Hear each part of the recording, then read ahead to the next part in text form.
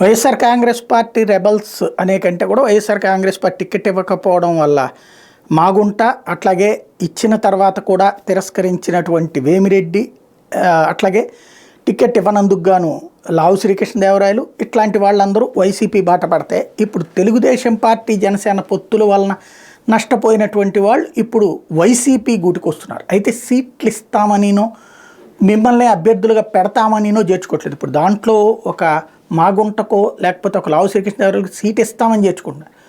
Seat ఇస్తామని చెప్పి చేర్చుకుని ఇవ్వకుండా ఉన్నది శ్రీదేవికి, లేకపోతే కనుక అతను మన ఏదైతే మేకపాటి లాంటి వాళ్ళకి. తర్వాతన ఇప్పుడు వచ్చేటప్పటికి ఇస్తామని చెప్పినే చేర్చుకుంటున్నారు. అయితే తెలుగుదేశంలో ఉండి సీట్లు రాక ఇప్పుడు వైసీపీ వాళ్ళతో మాట్లాడుకుంటున్నటువంటి వాళ్ళల్లో ఆల్రెడీ గొల్లపల్లి సూర్యారావు చేరిపోయారు. పీలా గోవిందు, కలవపూడి శివ, పల్లా శ్రీనివాసరావుతో పాటు గంటా శ్రీనివాసరావు, మండల బుద్ధ ప్రసాద్తో కూడా చర్చలు జరుగుతున్నాయి అంతర్గతంగా అన్నటువంటి ప్రధానమైనటువంటి మాట వినబడుతోంది. ఇందులో నాకు డౌట్ గంటా, మండల బుద్ధ ప్రసాద్ మీద ప్రచారమే అనుకుంటున్నా. మిగతా వాళ్ళతో చర్చలు జరిగినా ఆశ్చర్యపోనక్కర్లేదు.